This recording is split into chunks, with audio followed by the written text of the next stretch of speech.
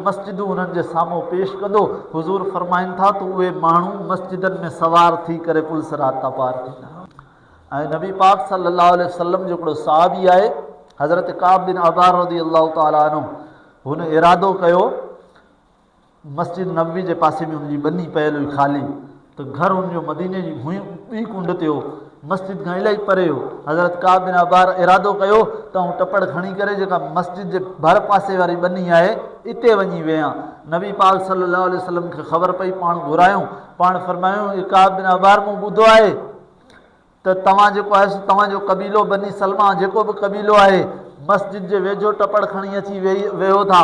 या रसूल अल्लाह, हा उतां परे थो थिए।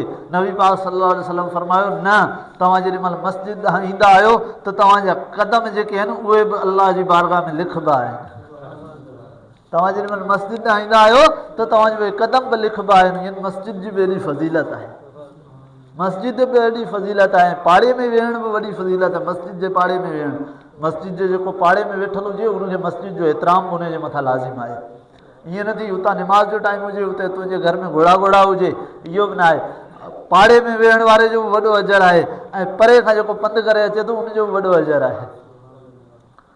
त मस्जिद जो मौज़ू अची वियो, चाहे तारिक मूंसां हींअर ॻाल्हि कई त मस्जिद जो जेको आहे सो मार्बल लॻाइण जो इरादो कयो आहे। तव्हां इलाइक़े वारा आहियो, तव्हां नमाज़ पढ़ो था, मस्जिद जे लाइ जेको बि ताउन थी सघे उहो करियो, छो जो ही मस्जिदूं ही अलाह जो घर आहिनि।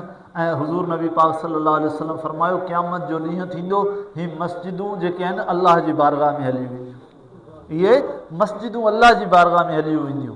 ऐं जिन्हनि जिन्हनि मस्जिदनि जी इबादत कई, मस्जिदनि जी ख़िदमत कई, हुज़ूर नबी पाक सल्लल्लाहु अलैहि वसल्लम जो हदीस तव्हांखे ॿुधायां।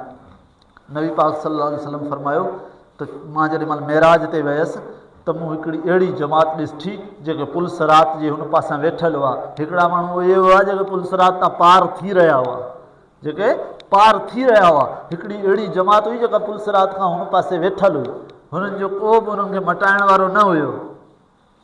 पोइ हुज़ूर फरमायो त जिब्राइल अची हुननि खां पुछा कंदो।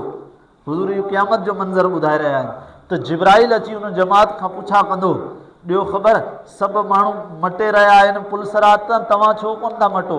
हुज़ूर फरमाइनि था त उहे जिब्राइल खे चवंदा त जिब्राइल असां वटि को सबबु ई न आहे जंहिंसां पुलसरात तां मटूं। त जिब्राइल हुननि खां पुछा कंदो, ॾियो ख़बर तव्हां नमाज़ूं पढ़ियूं हुयूं? तूं चवंदा हा जिब्राइल असां नमाज़ूं पढ़ियूं हुयूं, मस्जिदनि जूं ख़िदमतूं कयूं हुयूं? जिब्राइल खे चवंदा हा जिब्राइल असां मस्जिदनि जूं ख़िदमतूं कयूं हुयूं। पोइ जिब्राइल ईंदो, ज़मीन ते पर हणंदो, जिन्हनि जिन्हनि जिन्हनि जिन्हनि मस्जिदनि में हुननि इबादत कई हूंदी उहे मस्जिदूं उन्हनि जे साम्हूं पेश कंदो।